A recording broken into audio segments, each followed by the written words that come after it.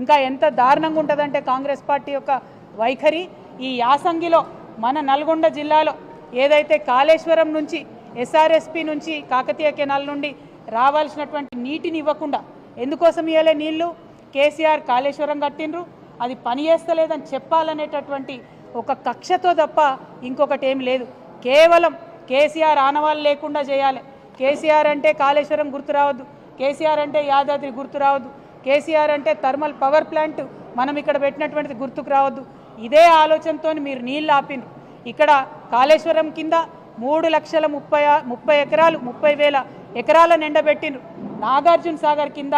1,20,000 పైచిలకు ఎకరాలు నిండబెట్టినరు నిజంగా సిగ్గుండాలి రైతుల మీద పగ తీర్చుకుంటున్నారు మీరు కేసీఆర్ గారిని ఏమి చేయలేక బీఆర్ఎస్ పార్టీని రాజకీయంగా ఎదుర్కోలేక నల్గొండ రైతాంగం మీద కోపం చూపిస్తున్నటువంటి కాంగ్రెస్ పార్టీ వైఖరిని ఖండిస్తూ ఉన్నాం ఈసారి అట్లా చేయొద్దు కాళేశ్వరం నుంచి వాటర్ లిఫ్ట్ చేయాలి ఎస్ఆర్ఎస్పి నుండి కాకతీయ కెనాల్ నుండి టేల్ ఎండ్ వరకు వచ్చేటటువంటి వాటర్ ఖచ్చితంగా ఇవ్వాలని చెప్పి మేము డిమాండ్ చేస్తూ ఉన్నాం తక్షణమే నాగార్జున సాగర్ ప్రాజెక్ట్ని మన కంట్రోల్లోకి తీసుకోవాలి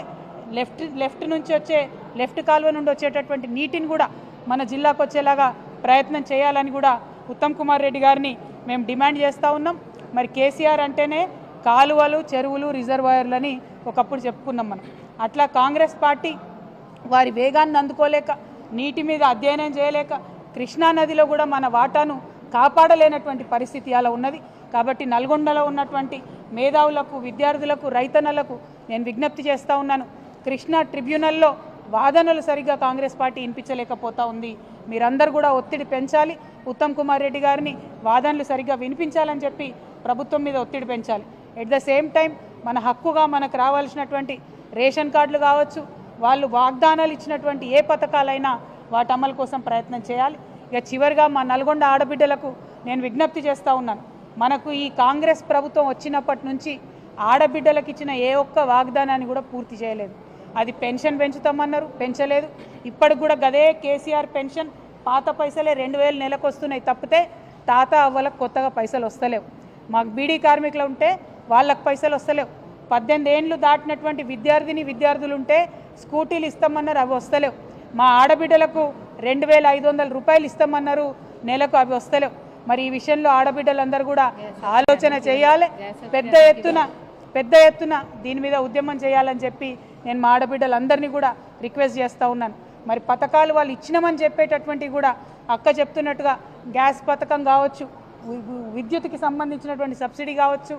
ఏవైనా కూడా అరకొరగానే అందుతున్నాయి తప్పితే కడుపు నిండా అందుతలేవు కడుపు నిండా అన్నం పెట్టాలి కడుపు నిండా ప్రజలకు సంక్షేమ పథకాలు ఇవ్వాలన్నది కేసీఆర్ గారి ఆలోచన అయితే కోతలు ఎట్లా పెట్టాలనేటటువంటిది కాంగ్రెస్ పార్టీ ఆలోచనగా కొనసాగుతున్నది కాబట్టి మీ అందరిని నేను రిక్వెస్ట్ చేస్తూ ఉన్నా కాంగ్రెస్ పార్టీ నాయకులు ఊర్లలోకి వస్తే మా ఆడబిడ్డలు అడగండి మా కేసీఆర్ కిట్ ఎటుపోయింది కళ్యాణ లక్ష్మితోని 1,00,000 రూపాయలతో పాటు తులం బంగారం ఇస్తా అన్నారు మరి అది ఎప్పుడు ఇస్తారని చెప్పి ప్రశ్నించి నిలదీసి నల్గొండ బిడ్డలు రాజకీయ చైతన్యాన్ని ప్రదర్శించాలని చెప్పి నేను మీ అందరినీ కూడా కోరుతా ఉన్నాను మరి చెప్పుకుంటూ పోతే అనేకం ఉన్నాయి 10 ఏళ్ల కాలంలో ప్రజల్ని కన్నబిడ్డలుగా చూసుకున్నటువంటి పార్టీ బీఆర్ఎస్ పార్టీ ప్రజలను ఓటు బ్యాంక్గా వాడుకుంటున్నటువంటి పార్టీ కాంగ్రెస్ పార్టీ కాబట్టి కాంగ్రెస్ పార్టీ యొక్క వైఖరిని అర్థం చేసుకొని మనకు రావాల్సినటువంటి పనులన్నీ కూడా రాబట్టుకోండి ఒక బాధ్యత గల ప్రతిపక్షంగా మీ అందరితో పాటు కూడా కలిసి మేము నడుస్తామని మీకు తెలియజేస్తూ మీ అందరి దగ్గర సెలవు తీసుకుంటా ఉన్నాను